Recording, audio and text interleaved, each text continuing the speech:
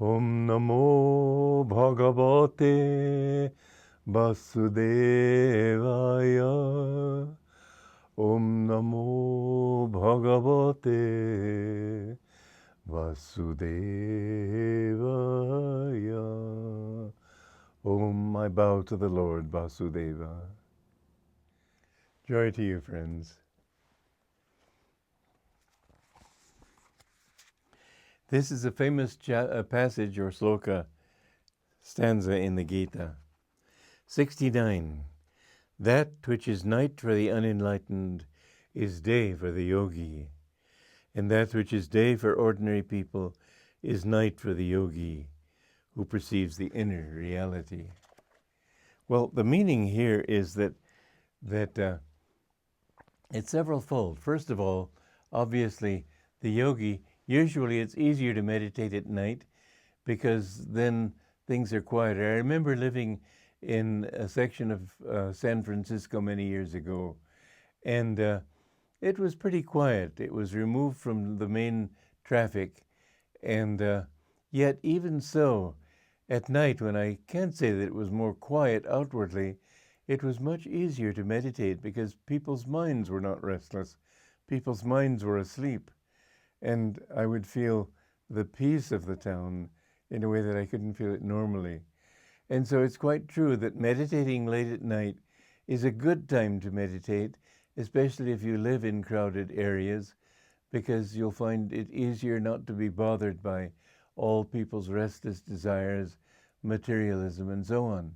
But there is a deeper meaning for this in this stanza, and that is that which is meaningful to worldly people is not meaningful to the yogi, and that which is meaningful to the yogi, unfortunately, is not meaningful to the worldly person.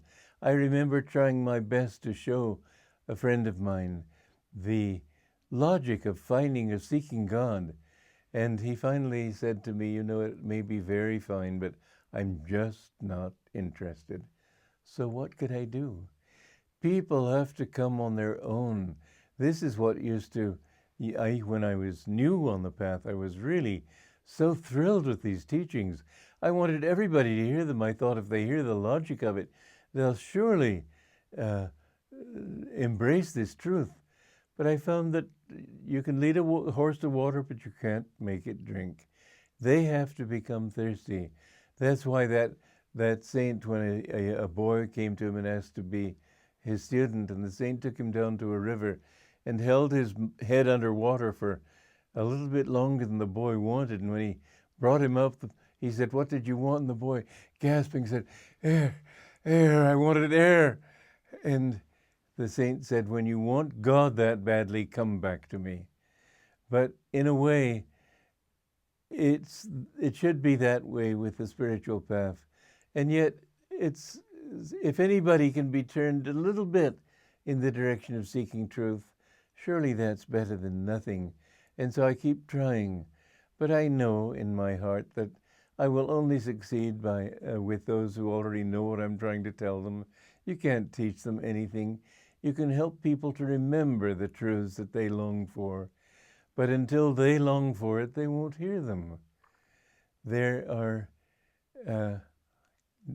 incarnations that we have to go through of suffering and pain until finally we say, nothing has been working for me. What can I do? How can I get out of it? And even then, if it's only intellectual, they'll go on to it for a while. They'll think, oh, it makes sense. And then they'll get a desire for worldly things again, and they'll go back to the world. Sooner or later, you reach the point where you just feel you've had it. And you understand then that what seems like emptiness, a life of just meditating, what are you doing? What are you doing for yourself? Aren't you having any fun? But sooner or later, you'll reach that point where you realize that which is night for the worldly person is day for the yogi. That which seems unendurable to the worldly person is the only true joy for the yogi.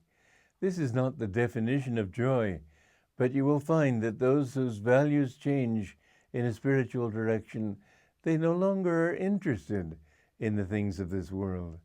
People could invite me to a nightclub and tell me how wonderful it is, what beautiful music there is, what wonderful liquor they serve, whatever they want to tell me, I just wouldn't want to go. It doesn't attract me anymore. The world doesn't attract me. Somebody could offer me $1 million if I would become the CEO of a big company. He said he could tell me you'll have millions of dollars every year. I'm capable of doing such a job, I think. But whether I am or not, I don't care. I don't want it. To me, that is night, that is darkness, that is hell. We could say that which is heaven for the worldly man is hell for the yogi, and vice versa. I think if a woman who argues all the time and nags all the time were to go to heaven, she would be arguing and nagging all the time.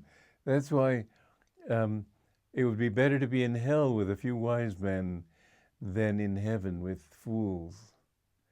But true heaven is not like that. True heaven is those who have attained that state of peace in themselves.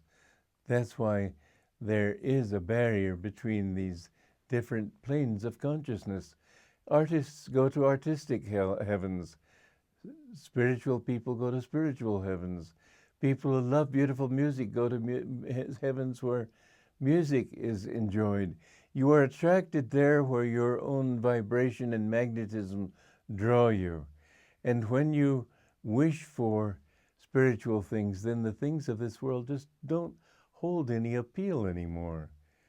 You don't spend your time criticizing other people for it. You just say, well, no longer for me, thank you. When I bought Autobiography of a Yogi and I met this friend in the bookstore from high school, and he was talking about his glowing future in radio and advertising and so on.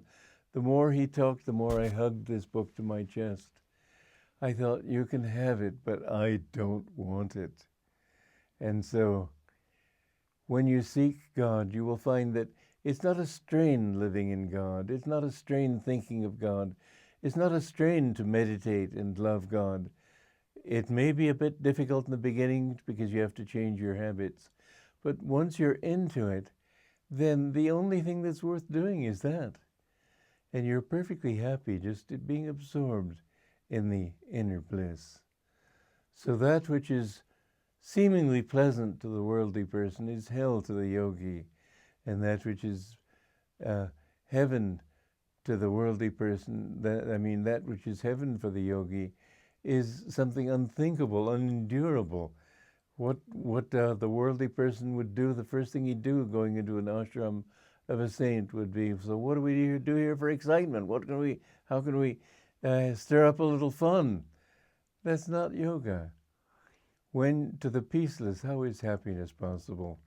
When you can understand your need for peace, then you will understand the kind of happiness you are really looking for. And when you can understand that that happiness is not a passive thing, it's not something you get when everything else is gone. It's something vibrant and real in itself. And it's so wonderful when you get it. You never have found in the life of anyone who has ever meditated and found God, not one has ever said, oh, what a disillusion. People who seek money will say that. People who seek fame will say that. Ian Fleming, who wrote the Bond series, he said it was fun being famous for a while, but now it's just ashes, old boy, just ashes. This world is just ashes. The joy of your own being, that is to be found in the self, in the soul. Joy to you.